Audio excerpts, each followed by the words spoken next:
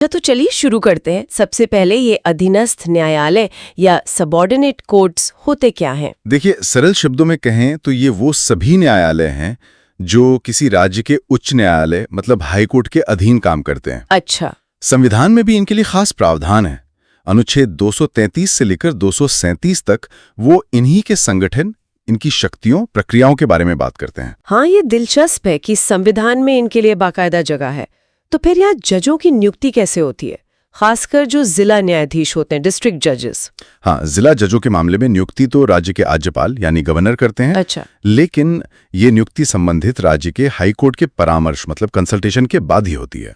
और ये सिर्फ एक फॉर्मेलिटी नहीं है, ये परामर्श अनिवार्य है, मैंडेटरी है। अनिवार्य है मतलब हाई कोर्ट की राय जरूरी है? बिल्कुल जरूरी, उसके बिना नियुक्ति नहीं हो सकती। और जिला जजों के अलावा जो बाकी न्यायिक पद हैं, उनके लिए राज्यपाल हाई कोर्ट के साथ साथ राज्य लोक सेवा आयोग यानी स्टेट पब्लिक सर्विस कमीशन से भी परामर्श करते हैं। अच्छा, पीएससी भी शामिल है? हाँ, क्योंकि कई बार ये पद जो हैं वो प्रतियोगी परीक्षाओं से भरे जाते हैं और वो परीक्षाएं अक्सर पीएससी ही आयोजित करता है। समझ गई।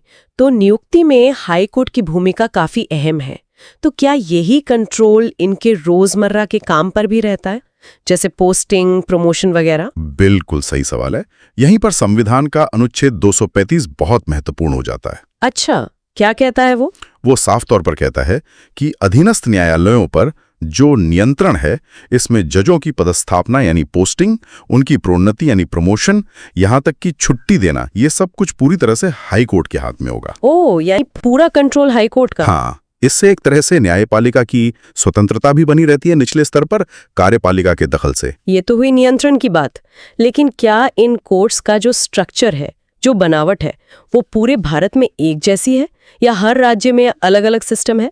नहीं, पूरी तरह से एक जैसा नहीं है, थोड़ा फर्क है। अच्छा। हाँ, मतलब जो संगठन का ढांचा है और जो पदों के नाम हैं, जैसे कहीं मुंसिफ होते हैं, कहीं सब जज, ये राज्यों में अलग अलग हो सकते हैं। हाँ, पर एक मोटी मोटी समानता ये है कि हर राज्य में हाई कोर्ट के नीचे दीवानी यानी सिविल और फौजदारी यानी क्रिमिनल मामलों के लिए आमतौर पर 3 या 4 लेवल के कोर्ट्स होते हैं। लेकिन ये फर्क क्यों है राज्यों में?